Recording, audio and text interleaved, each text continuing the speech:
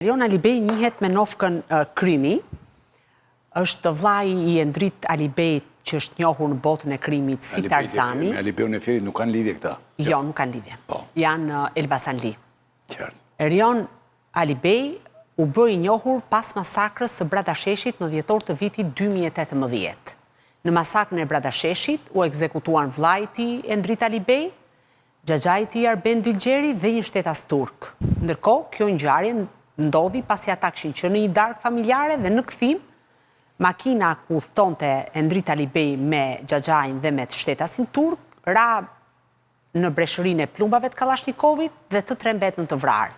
Ka qenë shokuese në atë kohë sepse pak minuta më pas në vendin e ngjarjes mbriti gruaja e Endrit Alibejt, e cila ishte shtetase e huaj dhe ishte në muajin e 9 të shtatzanisë.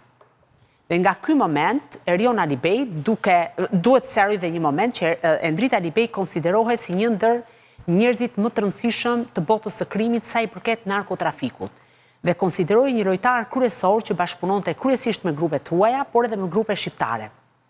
Erion Alibej, sikurse pretendon në dëshminë e tij, duke mos patur besim tek autoritetet shtetërore dhe duke mos patur besim tek policia e Elbasanit, nisi vetë një hetim privat për të identifikuar autorët e dyshuar, pra njerëzit që kishin vrarë familjarët e vet.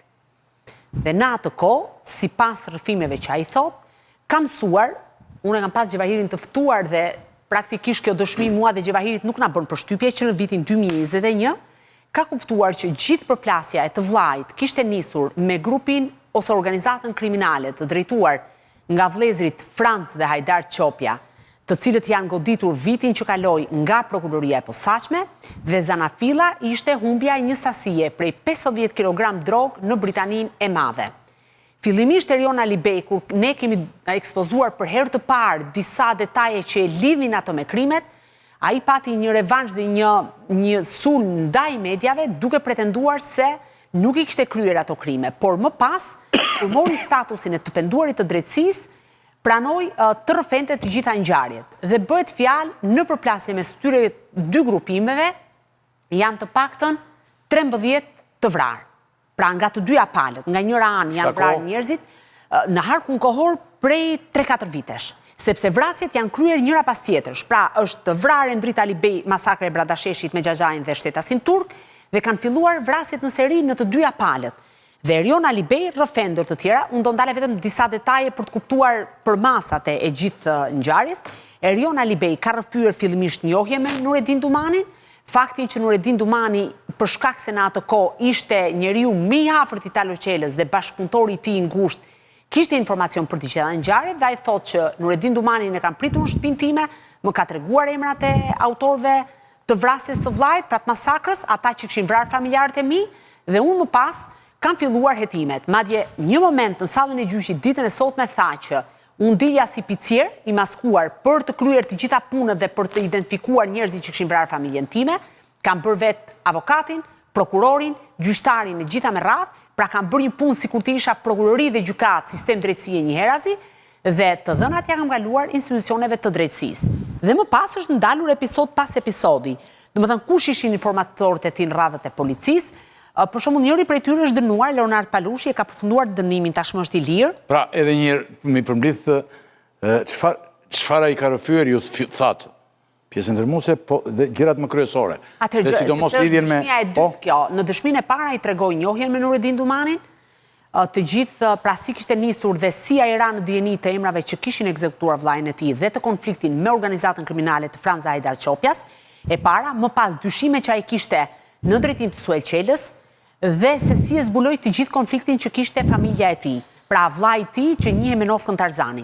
Ditën e sotme, sepse dëshmia e tij pritet të zgjasë shumë gjatë, rrëfeu më pas edhe takimin me dy shkodranët, Gen Stafilin dhe Dorian Dulin, të cilët janë po ashtu dy personazhe të njohur të botës krimit. Gen Stafili ka qenë i dënuar për vrasjen e komisarit ose drejtorit të policisë së Shkodrës, Arben Zyliftari, dhe ka përfunduar tashmë dënimin, është në liri, dhe Dorian Duli konsiderohet një ndër njerëzit më me peshë të krimit në zonën e Shkodrës.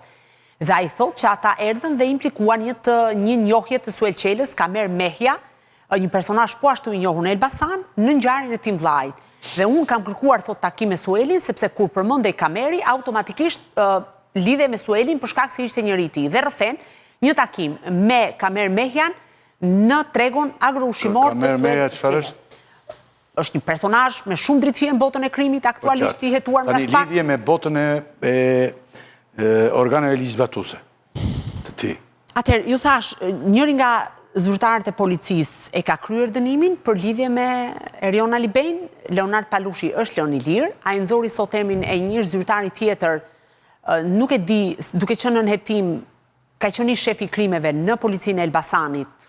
Gjithahir nuk e di nëse mund të thuhet për sa kohë është në hetim ende, edhe pse është në seancë gjyqësore, i cili sipas tij, sepse Erion Alibej pretendonte që kishte akses në sistemin Teams. Ky ishte personi që ja mundsonte. Duke patur akses në sistemin Teams, ish shefi i krimeve në komisariatin e Elbasanit, pretendon që aksesonte të gjitha të dhënat dhe ja jepte pra për gjithë personazhet, që nga Çopja, që nga Mikel Kamami, që nga Nureddin Dumani e të tjera me radhë. Rrëfeu dhe për një ngjarje të ndodhur në Durrës, ku njëri nga viktimat duket sikur në pamje të parë është viktimë rastësore, sepse Erion Alibej ka dhënë urdhër për vrasjen e Dorian Shkozës dhe ka paguar për këtë Nureddin Dumanin 50.000 euro, por në atë kohë Nureddin Dumani ka vrarë dhe shokun e Dorian Shkozës, Angelo Avdin. Dhe kur prokuroria e pyeti në sallën e gjyqit nëse ai kishte dhënë urdhër që të vritej bashkë me Dorian Shkozën kushdo që ishte në shoqërinë e tij, Erion Alibej u përgjigj me jo. Pra, sipas tij, Nureddin Dumani i ka thënë ndër të tjera që Angelo Avdin e vrava sepse ishte i atyre. Do më thënë, personazhet dhe emrat ylle janë 13 vrasje dhe ndoshta do të orientohet publiku, por janë 3 shtyllat kryesore. Një, konflikti i lindur për çështje vjedhjen e drogës në Britaninë e Madhe. 2, mënyra se si ai kontraktoi vrasësin me pagesë Nureddin Dumanit spastronte të gjithë njerëzit që i kishin ekzekutuar vllajin dhe familjarët e tij. 3, tregon se si Talo Qela ishte atashuar dhe punonte për llogari të organizatës kriminale Çopja, dhe siç është Floben Smeqa, po ashtu Col Shkodrani që i thonë, një personazh po ashtu i njohur që u arrestua së fundmi në Durrës, dhe së katërti, lidhjet me strukturat e policisë së shtetit, por duhet kemi parasysh, disa nga zyrtarët e policisë, të cilët ka cituar Erion Alibej, janë akoma nën hetim në kuadër të organizatës kriminale të Franz Hajdar Çopjas. Kështu që për disa emra duhet jemi pak të kujdesshëm për sa kohë hetimi është duke vijuar, sepse i njëjti personazh, pra Erion Alibej, do të dëshmoj edhe në procesin tjetër ndaj vëllezërve Franz dhe Hajdar Çopja, kur ky proces të zhvillohet në gjykatën e posaçme. Nga ty kolegët e tjerë, kemi gjithë të shtuar për këtë pikë, se pastaj kam 2-3 pyetje tjera konkrete unë.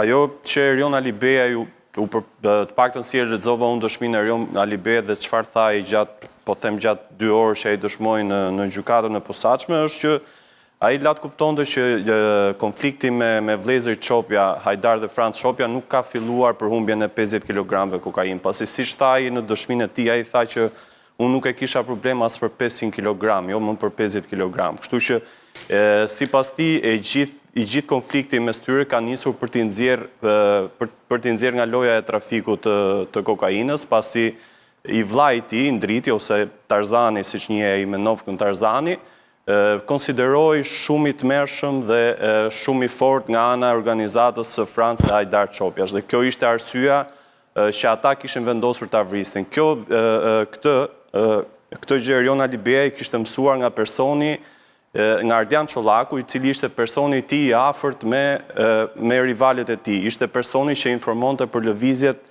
e të gjithë rivalve tij, dhe nga komunikimi që ai kishte pasur me këtë person, kishte arritur në përfundimin që vëllezërit Çopja kërkonin të nxirrnin Ndrit dhe Erion Alibejt nga trafiku i kokainës, dhe për këtë arsye ka nisur e gjithë lufta. Ndërsa një gjë tjetër që më bëri përshtypje në dëshminë e Erion Alibeja gjatë ditës së sotme në gjykatë Zudi Rakibi ishte edhe përmendja e Suel Qelës, pasi ai nuk e akuzon në një farë mënyrë, ai tha që Suel Qela nuk ka lidhje direkte me vrasjen e familjes sime, megjithatë në mënyrë indirekte ka për shkak të informacionit që ai kishte. Pra, të ndalem unë të shkoj